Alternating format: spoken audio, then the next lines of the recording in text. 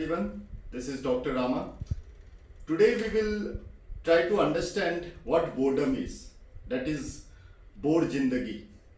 Now being a doctor मेरे पास बहुत सारे पेशेंट्स आते हैं कुछ वेग सिम्टम्स लेके. जैसे सिम्टम्स होते हैं जैसे बहुत जल्दी थक जाना, यानी कि इजी फटीगेबिलिटी, टायर्डनेस, भूख नहीं लगना, नींद नहीं आना, एंजाइटी.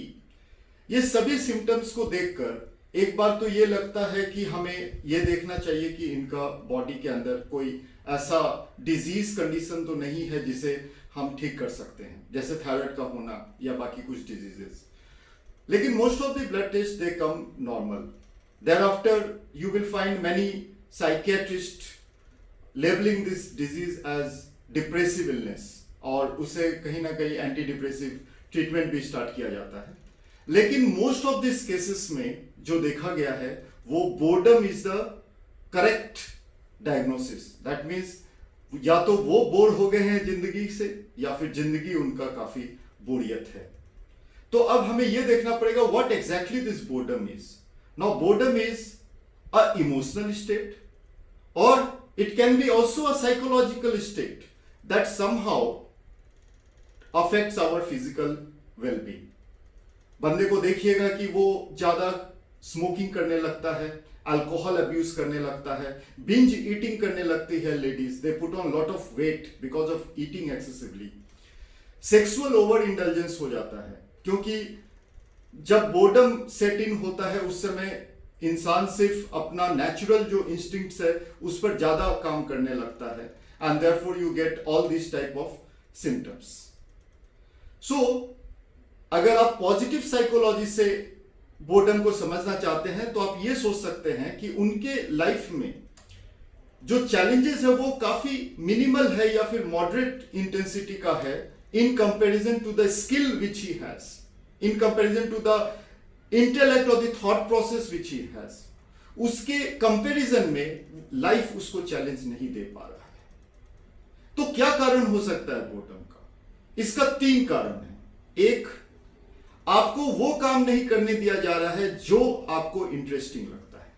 सेकंड, आप वो काम कर रहे हैं फोर्सिबली जो आपको इंटरेस्टिंग नहीं लगता है. And most of the cases at workplace where boredom occurs is because of this. Management में आप थ्योरी भी पढ़िएगा जिसे हम लोग कहते हैं बोर थ्योरी, जहां पे एम्प्लॉयज को जबरदस्ती हम लोग बोर कर देते हैं ताकि वो रिजाइन करके चला जाए. बैनिशमेंट रूम बनाया जाता है जिसमें लोगों को ऐसा एम्प्लॉयज को रखा जाता है और ऐसा टास्क दिया जाता है जो चैलेंजिंग उसके लिए नहीं होता है और फ्रस्ट्रेट होकर वो इंडिविजुअल ऑर्गेनाइजेशन छोड़ देता है. अगर आप स्कूल में देखें, the students are getting boredom. Why are they getting boredom? Number 1, either learning process में वो इंगेज नहीं कर पा रहा है अपने आप को.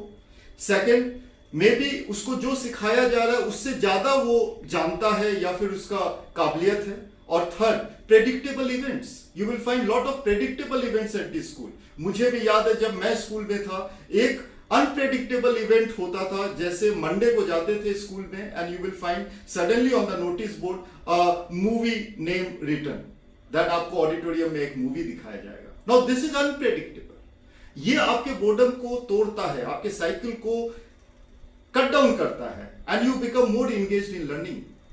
आपके बाकी वीकडेज में जो आपके स्कूल के एक्टिविटीज होंगे, आपके जो पीरियड्स होंगे वो काफी इंटरेस्टिंग होंगे बच्चों के लिए.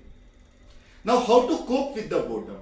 Now boredom को कोप करने के लिए या फिर उसको ब्रेक करने के लिए हमारे पास 2 प्रोसेस है. एक पैसिव, यानी कि हमें कुछ करना नहीं है, हम ऑटोमेटिकली करने लगते हैं बोर्डम को हटाने के लिए. वो एक होता है आप एक्सेसिव सोने लगते हैं जिसको हम लोग स्लीप कहते हैं. और सेकंड होता है डे ड्रीमिंग, यानी कि you start dreaming in during the day time about some creative thoughts. ये भी होता है as a passive process. Active process में you can do 2 or 3 things. One is we can do intentionally engage ourselves in some new activities. That's what we can do. This is known as a type of method which is known as diversion method. हम diverse कर जाते हैं. Second is a rotational method. Rotational method में you keep on changing what things you are doing. जैसे आपको boredom हुआ, you keep on changing क्या क्या आप कर रहे हैं. कभी ये कर रहे हैं, कभी वो कर रहे हैं, कभी आप टिकटॉक बना रहे हैं, कभी आप लेक्चर दे रहे हैं, कभी आप पेंटिंग कर रहे हैं, और हर एक छोटे छोटे एक्टिविटीज जो आप कीप ऑन चेंजिंग करते हैं ये रोटेशनल मेथड में, वो आपको प्लेजर या आपको इंटरेस्टिंग लाइफ अनफोल्ड होता है आपके लिए। और थर्ड जो इंपॉर्टेंट है वो है जिसका स्पैटियल कॉन्फाइनमेंट है, जैसे कि ओल्ड एज, जो आदमी बहुत दिन तक घर में रहते हैं, वो ज्यादा बाहर नहीं जाते हैं, they can engage themselves in religious activities. Now this appears weird but this is very true. ऐसा देखा गया है कि रिलीजन में any people who is bored then God, morality, wisdom, these are the answers to their life process. So you will find many individuals who are religiously active, even though they are into very boring jobs, they don't get easily bored. And therefore you will find our grandmothers, our ancestors, they never faced boredom because they were very much religiously inclined. And also remember one thing on a positive note, that during boredom only 5% of the brain goes down, but rest of the brain is active, and they are active in autobiographical memories, they are active in having interest in others, they are also active in hypothetical projects, and therefore boredom is one such time when lot of creative pursuits, यानी कि बहुत सारे creative चीज इंसान कर पाता है. So if we can know this entity called boredom, then lot of things can be coped up and we can come with positive results. So let us do away with our boring jindagi. Thank you.